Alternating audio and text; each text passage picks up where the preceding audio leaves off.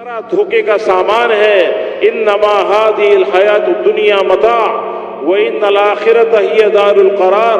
ये सारी की दुनिया की जिंदगी ये तो थोड़ा सा नफे का सामान है।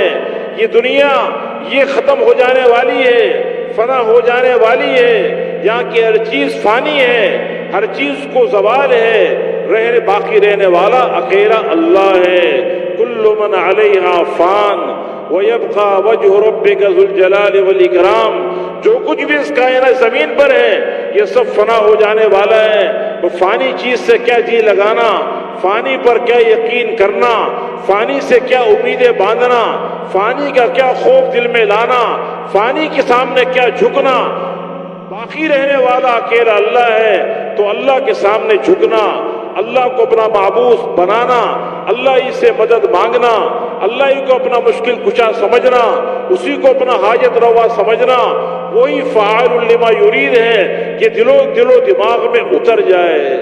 जब भी दिलो दिमाग में उतरेगा तो हिदायत का नूर दिल में आ जाएगा।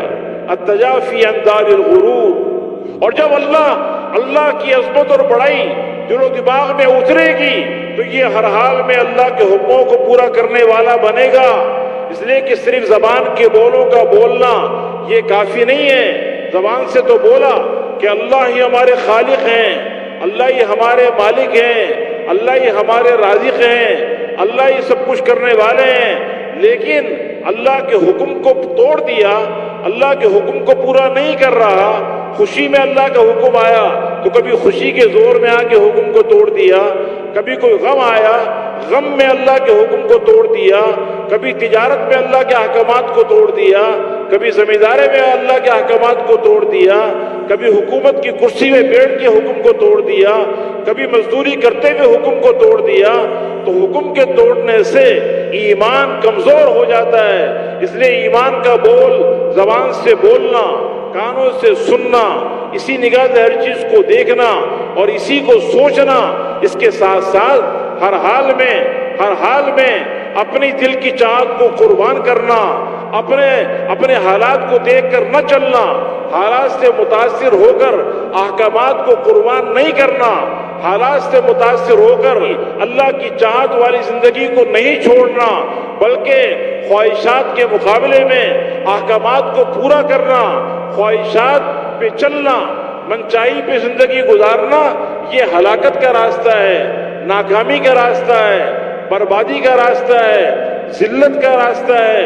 और अहकामात पे चलना, रबचाही वाली जिंदगी ये कामयाबी वाली है, ये इज्जत वाली है, ये सुकून वाली है, ये इत्मीनान वाली है।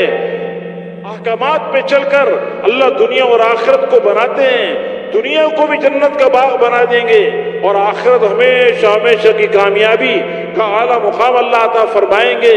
इसलिए अल्लाह के हुक्मों को पूरा करते हुए जिंदगी गुजारना, ये सबक मिलता है ला इलाहा इल्लल्लाह से। ये ला इलाहा इल्लल्लाह ये हिदायत का कलमा है, ये मारिफत का कलमा है, अल्लाह की पहचान का कलमा है, ये हिदायत के नूर का कलमा है। ये ला इलाहा इल्लल्लाह जब दिलों में उतर जाएगा तो पूरा का पूरा जिस्म ये अल्लाह के हुक्मों का पाबंद बनेगा।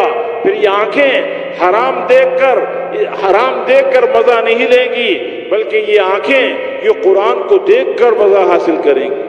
ये आंखें अल्लाह की इताअत में इस्तेमाल होकर इन आंखों को लज्जत मिलेगी।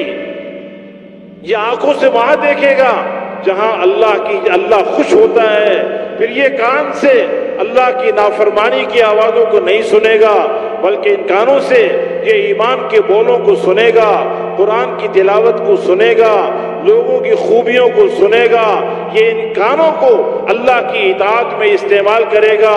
फिर इसकी जबान गाली नहीं देगी, ये जबान से किसी के दिल को नहीं दुखाएगा, ये इस जबान से बुरे बोल नहीं बोलेगा, ये इस जबान से अल्लाह को नाराज नहीं करेगा, बल्कि इस जबान से ये कुरान की तिलावत करेगा, इस जबान से अल्लाह का जिक्र करेगा, इस जबान से अल्लाह की बड़ाई के गीत गाएगा, इस जबान से अल्लाह की तरफ लोगों को बुलाएगा।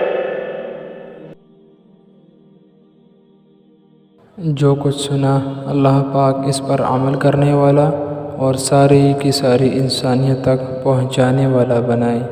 دین کی بات پھیلانا صدقہ جاریہ ہے۔